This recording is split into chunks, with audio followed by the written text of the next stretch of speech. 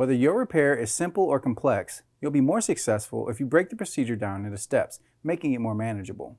I'll take you through this part replacement repair one step at a time. To replace the water supply tube in your GE dishwasher, extend the upper rack assembly.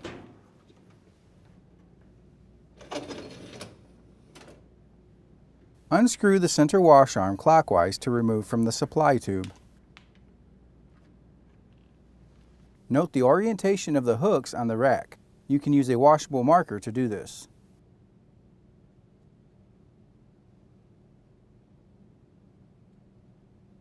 Then gently pry up and push the tab to release the supply tube from the rack. To install the new water supply tube, center the supply tube under the rack. Then hook and snap it into place. Screw the wash arm in the supply tube and turn counterclockwise to secure it. And the dishwasher should be ready for use.